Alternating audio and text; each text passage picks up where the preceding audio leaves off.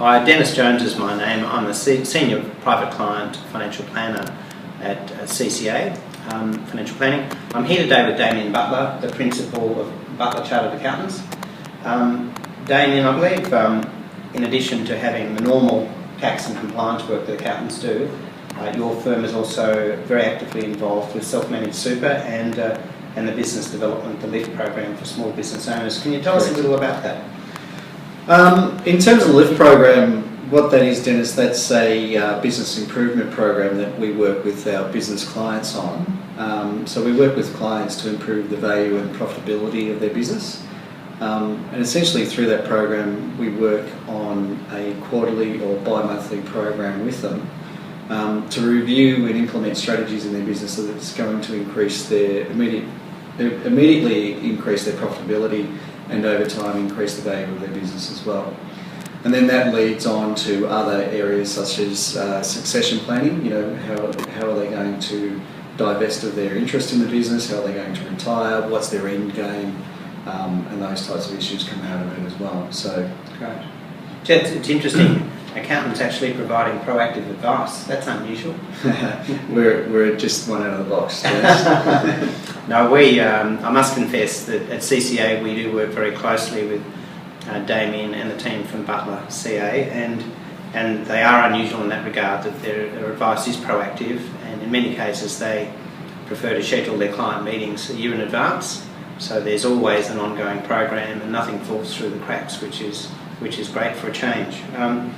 Damien, I believe asset protection is a critical issue for business owners.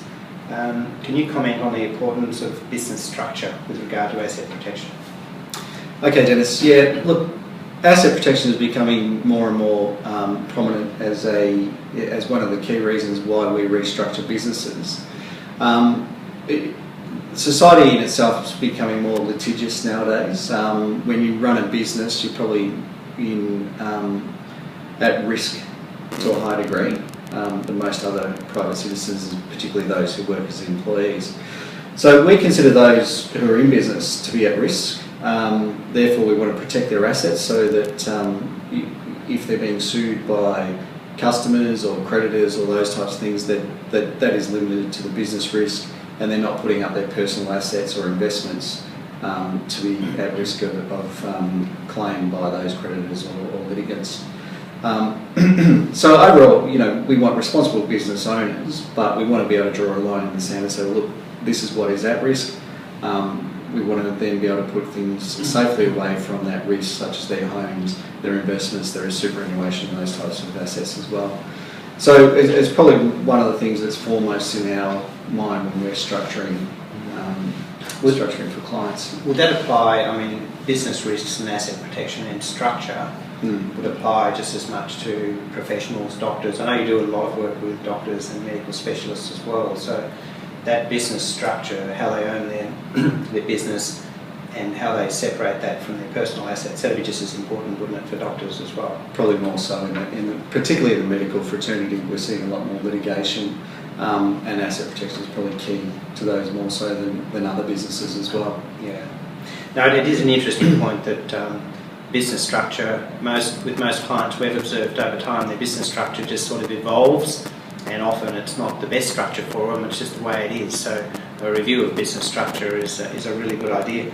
That's a good point, Dennis. And the other thing we see too is that people are set up in the wrong structure to start with, and as time goes by it becomes harder and harder due to stamp duty issues or capital gains tax and those types of things to restructure.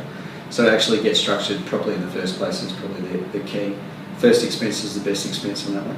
Yeah, right. Okay, well, here's a tough question for you, Dan. How can a business owner or a professional person actually measure the value of good accounting or good business advice? On one hand, you might have a local suburban accountant that's going to charge $1,000 for a relationship over a year, and on the other hand, you might have a more comprehensive accounting and business planning service like yours that's going to charge a lot more. So how does the individual or business owner determine where's the value in good advice? Look, that's a tough question to answer, Dennis, because most people don't know until they've actually had good advice what the difference is. A lot of people measure professional advice by cost rather than value, and I think from our perspective, that's the way we want to be measured. You know, what is the value to the businesses that we assist with? From that perspective, we see it as improvement to profit, improvement to value of the business.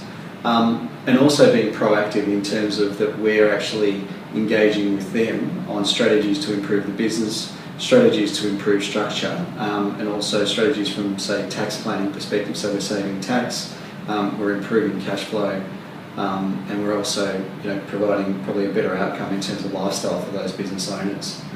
So to me, the things I'll be looking at, is my accountant proactive in their approach, or are they just doing the compliance year in, year out and really not providing much feedback to me? I think that's an indicator of the type of services that you're engaging in. How do I feel about my accountant? Can I approach him without the fear of getting high bills just for a quick email or a phone call? And how often do they engage with me in terms of these other services that are available that I should be considering? What stage of life or business life is my business at? Am I going or growing at this point? And therefore, what services are offered to you are based upon what stage in that business cycle you're at. Yeah, no, look, this is a really interesting area because, if I reflect on a number of the clients we actually work on together, there are some clients, business owners, professional people that have achieved this much in their working life and have a lot of lifestyle choice as a result. They might have a business that's also much less dependent on them now due to a good succession plan, and others that have perhaps sort of underachieved their potential, and often the difference is good advice being implemented in a disciplined way. So it's a really interesting area. What are some of the common financial mistakes or accounting or just mistakes you've observed that clients make? Is there a couple that really stand out?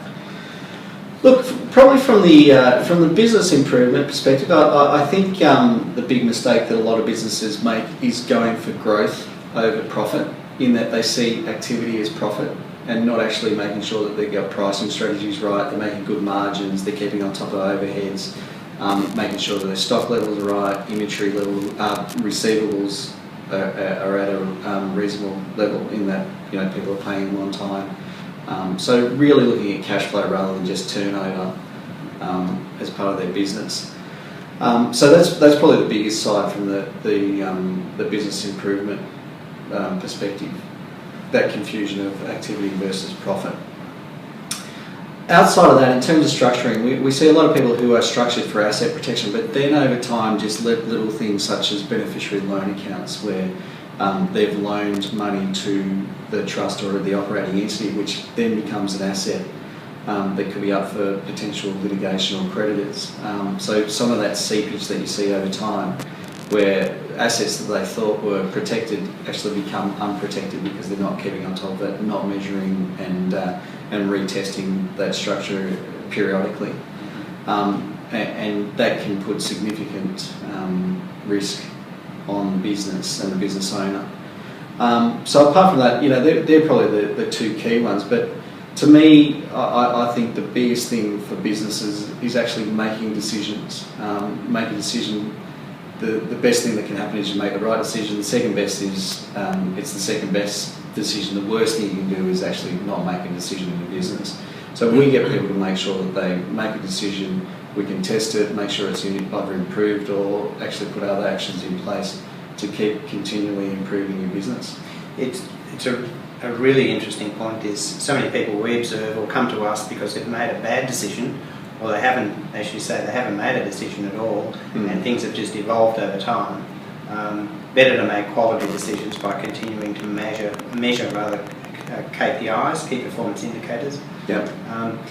We could go on all day with this, but we won't. We'd like to wrap up there. I think, one last point, Damien. Financial planners such as CCA and accountants working together to achieve the best outcome for clients. Any quick comments on that? Look, I think it's very important that your key advisors, and they should be the financial planner and an accountant, are on the same page when it comes to your advice. So having those two working in harmony is quite important.